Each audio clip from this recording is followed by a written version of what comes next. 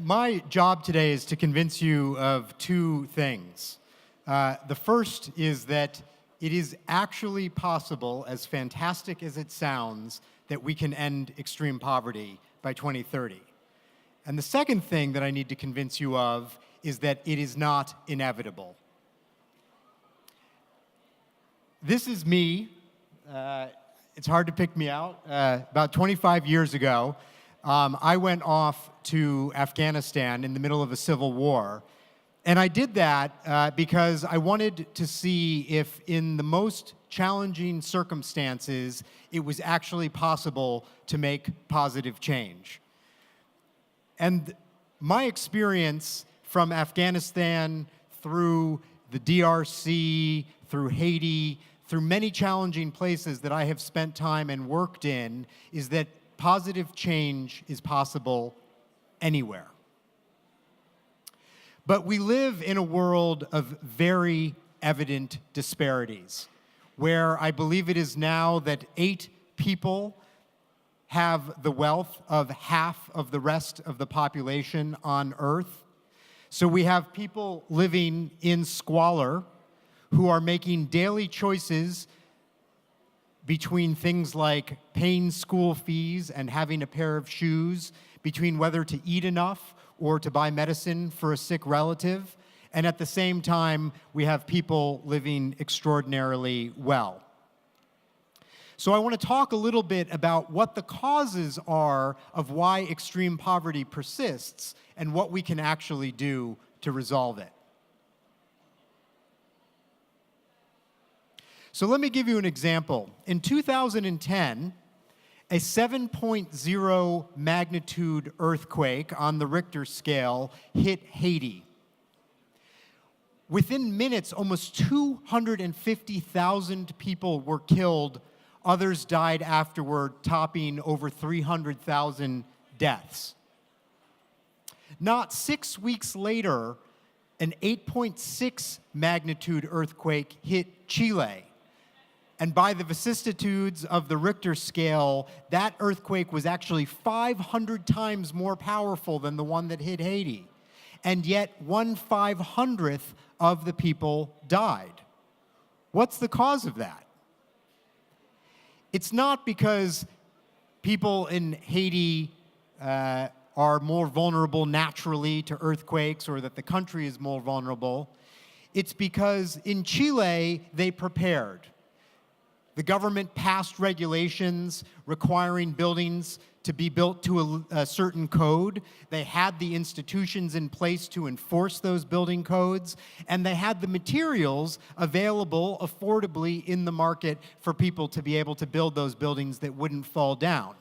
In Haiti, you had poor building codes, poor governance, lack of access to materials, all of which came together to create a tragedy which was avoidable.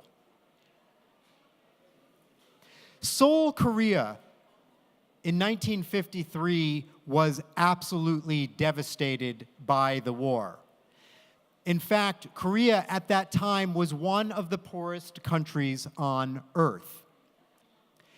If you look at this picture, here we see South Korea's income, Botswana, and the Democratic Republic of Congo, all very poor and close together in 1960. But over time, their paths diverged and then continued to diverge tremendously. While South Korea invested in its infrastructure, in cleaning up its government, in industry and educating its people, Botswana got off to a slower start but began to put regulations in place that promoted economic growth. They created a sovereign wealth fund so that their natural resources wouldn't all be fed off into corruption but instead would promote growth. Meanwhile, in the Democratic Republic of Congo, due to poor management, conflict, and other challenges, the situation of people in the Congo is actually worse today than it was in 1960. Today, Seoul, Korea has one of the highest living standards in the world. And so this type of tremendous change is actually possible, but let's explore a little bit what causes some of those divergences. In 1980, 1 in every 2 people born on Earth was born into extreme poverty. Over time, this started to decrease, so much so that by 2011 numbers, that number had been cut down to 17%. By 2015 numbers, it has actually gone down to 10% for the first time in history. So this radical reduction of extreme poverty has not only happened, but it has happened in our lifetime since 1980. Let's look at a specific example of Ethiopia, where we see in 1995, you had 63% of the population that was living on less than $1.25 a day, and that has dropped down to 37%. And that is for a country, Ethiopia, which in the minds of many people in the West is synonymous with hunger and poverty. And a lot of those reasons are because of work on food security, work on resilience, work on getting children into school, work on providing access, not to fancy health care, but to the type of health care that for pennies a day can actually make the difference between life and death. So this incredible change that had happened from 1980 until 2015, achieving Millennium Development Goal number 1 of actually cutting extreme poverty in half, has led the world to an even greater ambition. President Obama, in his State of the Union address in 2013, actually declared that the United States would band together with its allies to end extreme poverty. Soon after, the World Bank changed its mission statement to focus on the end of extreme poverty. Soon after that, USAID changed its mission statement to focus on ending extreme poverty. And of course, in 2015, the world got together in SDG number 1, Sustainable Development Goal number 1, to declare and end extreme poverty by 2030. But here's the question. We know that we got this far, but do we know that we can get the rest of the way? Is the end of extreme poverty inevitable? And of course, the answer to that is no. This graph shows you projections of the possible path going forward. Some people look at the world today and they say, well, all the easy places have been done. India, China, other places that were growing rapidly, taking themselves off the map. But extreme poverty going forward is going to be concentrated in fragile states. The DRC, Nigeria, Haiti, Afghanistan, and it's going to be much, much harder to do that, so it's going to slow down. Others look at globalization and the path of economic growth, the expansion of tools like mobile phones and other types of technology, and say, no, if anything, the path is going to accelerate. But the point is that that outcome is not foreordained. It is actually going to depend on the choices that we all make together in doing things like this conference, and most importantly, in getting out in the field and actually helping people in the countries where extreme poverty resides to be able to make the positive changes and to promote inclusive economic growth that's ultimately going to make the difference. So let me talk about a few of the things that I think are going to make the difference. I love this picture. This is a women's savings group. And the reality is that a lot of the changes of ending extreme poverty is actually going to depend on promoting women and girls and their access to education, to health, but also critically to economic opportunity, which I think is something that we don't talk enough about. Access to credit, the types of things that we know ultimately drive growth. Now, one of the most important things that's happened in this same period of time is that there used to be basically all of the money that was going to promote development was coming from donors in places like Germany, in the United States, in the UK, and other places. In fact, it was 70% of all the financing. Today, that money from donors, even as it has grown and new donors have come on the field, like South Korea is now a major donor instead of a recipient, overall, development finance only comes 10% from foreign aid today. Because the amazing thing is that there is more and more resources for development that are coming from other places, from private sector investment, from remittances, and from private citizens, from private philanthropy, and the most important source of all is what we call in the development world domestic resource mobilization. That basically means people paying taxes and earning money in the actual countries that are still developing. That is and will become the largest source of development finance. But we as donors have had to really change the way that we go about development. It's not just paying for things to get done, because we know that that's not sustainable. We've had to bring together a new model of development that pairs local ownership with science, technology, innovation, increasing partnerships with the public sector and the private sector, and ultimately an intensive and relentless focus on results. We know more today about what works where and why than we ever have before, but if we don't learn from that and invest in it, then we're not going to make the type of progress we need to actually end extreme poverty. So let me just give you a couple of examples that I have seen up close that I think are transformative. This is a woman named Nazira who I met in Pakistan. And Nazira had a cow. She was poor. Her cow didn't produce that much milk, didn't provide enough nutrition to her family, didn't provide enough resources to be able to send her children to school. And so we partnered with Nestle, who needs fresh milk in order to make their business work. And we came up with a simple program by realizing that the average Pakistani cow produces about 1/9 the amount of milk that an average Australian dairy cow produces. So what do you do about that? Sperm. We brought sperm from dairy cows in Australia to Pakistan, and within one breeding cycle, Nazira was able to triple her milk supply, which created both enough milk for her to be able to feed her children at a healthier level, provide greater nutrition, to be able to send more of that milk to the market, and we actually set up a market access program so that she knew where to go and how to get the best price for that milk. Let me talk about a second example. I went to Nepal.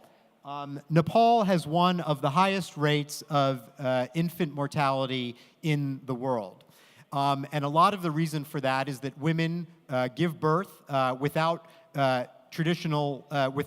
medical care. They rely on traditional birth attendants. And one of the biggest problems is that women use a mixture on the baby's umbilical cord that includes cow dung and turmeric. And unfortunately, that often causes infections, and babies die at an alarming rate from those infections. And so we teamed up with a local pharmaceutical manufacturer to produce a disinfectant salve based on chlorhexidine that traditional birth attendants could supply at the moment or shortly after the birth to deal with these infections, but also to accord with instead of trying to counteract traditional birth practices. And first, we did a random control trial of the effectiveness of this, and the under 1-month-old infant mortality rate in these testing conditions declined by a whopping 34% just after the application of this disinfectant. And so we teamed up with a group of female health volunteers, 100,000 women who work all across Nepal to spread this cure, which is drastically reducing infant mortality in Nepal today, as you can see from these figures here. The last, second to last example that I want to give comes from Jordan. And that is because one of the things that we have learned with persistent humanitarian assistance over time is that It's very costly to get the goods and resources to people. There's a lot lost along the way. There's a very heavy carbon footprint of moving wheat from places like the United States to places like Jordan to feed refugees, which is how this system has typically operated. And so an innovation started and that has been heavily researched by ODI that looks at moving cash, which obviously is fastest, which gives families choice about what to do. And the results of some of this work, I encourage you to go online and look at it, have been tremendous because it both promotes the local economy instead of undermining it by bringing in outside food. It gives people quick access to what they feel they need ultimately to deal with the challenges that they have. And it actually, despite what a lot of people think about cash, it actually reduces corruption because it reduces the opportunities for people to skim along the way because you're able to transfer the cash directly to families. The last example that I want to give is around Ebola. When the Ebola crisis broke out, we were looking for solutions because if this is what Ebola health workers were dealing with, and in fact, it's one of the first ever health crises that people in the global health field remember where people weren't showing up. And they weren't showing up because it was so dangerous to be a health worker, because they wore these terrible outfits. They'd often get materials on the outside. Then in trying to take them off, that's how people would get infected, and people actually stopped showing up. So we realized that in this crisis, we needed to use the power of innovation and crowdsourcing to figure out how to do this better. And so we set a grand challenge that was an open platform that was together with design firms and others to figure out how to build a better suit that would allow health workers to do what they needed to do during the Ebola crisis, but at the same time to remain safe. The winning team was a group of students at Johns Hopkins University and a wedding dress designer. And the reason is because people who work in global health don't necessarily know how to design clothing, and the incredible innovation that this woman brought was allowing the suit to be opened and used and taken on and off very quickly and easily without people having to remove their gloves, because you have to be able to do that for wedding dresses too. It resulted in a new suit that was not only cheap, but it allowed much greater visibility and was much easier to take on and off. So the final message that I'm going to leave you with is the one that I started with. With the level of financing, the level of energy and political support, the level of innovation that is currently out there, there is no question in my mind that we can actually end extreme poverty. But it's going to take a lot. It's going to take everybody watching this. It's going to take everybody in this room. It's going to take all of the people on the ground, because these sorts of outcomes are not inevitable. It's going to take people, politicians sitting in parliament buildings like the one that we're in today, because ultimately all of these things together are what are going to lead us on this path. But I believe that we can get there. Thank you.